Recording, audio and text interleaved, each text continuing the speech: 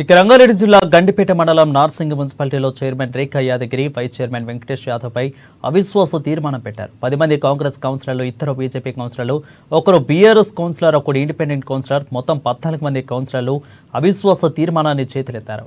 Narsingi municipality chairman person, vice chairperson Congress కౌన్సిలర్లు విజయం సాధించి కైవసం చేసుకున్నారు. ఇక టీఆర్ఎస్ కు చెందిన chairman Rekha Yadagiri, vice chairman Venkatesh Yadav అక్రమాలు తప్ప అభివృద్ధి పనులు చేపట్టలేదని, ప్రజల సమస్యలను పరిష్కరించకుండా నిర్లక్ష్యం చేశారని మంచిర్యాల కాంగ్రెస్ కౌన్సిలర్ నాగపూర్ణ శ్రీనివాస్ ఆరోపించారు.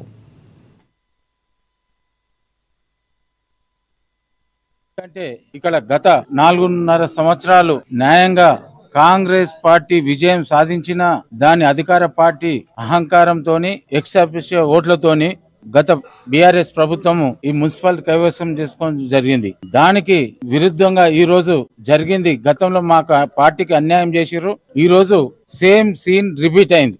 ఎందుకంటే మా పార్టీ అధికారంలో ఉన్నాం, కాంగ్రెస్ పార్టీ అధికారంకి వచ్చిన రేవంత్ రెడ్డి అన్న పరిపాలన చూసి మాకు ఆకర్షితులైన కౌన్సిలర్లు కొంతమంది సహకరించి, అదేవిధంగా మిత్రులు ఇంకో పార్టీ కూడా సహకరించి మళ్ళా మా పార్టీ మున్సిపాలిటీ కైవసం చేసుకోవడానికి సహకరించిన కౌన్సిలర్లు అందరికీ కూడా, అదే విధంగా మన కార్యకర్తలు, నాయకులు, అదే విధంగా ప్రతి ఆఫీసర్లు, ఎలక్ట్రానిక్ మీడియా, ప్రింట్ మీడియా అందరు కూడా ధన్యవాదాలు చెప్తున్నాం.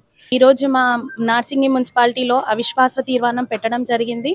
మేమందరము మా పార్టీ మెంబర్స్, మిగతా కార్యకర్తలు, మా కౌన్సిలర్లు అందరం కష్టపడి ఈరోజు మేము ఎప్పుడో ఎన్నుకోవాల్సిన వాళ్ళము, కానీ కొన్ని రీజన్స్ వల్ల మన కోఆప్షన్ మెంబర్స్ ఉండడం వల్ల అప్పుడు మా నుంచి మా పదవి లాక్కోవడం జరిగింది.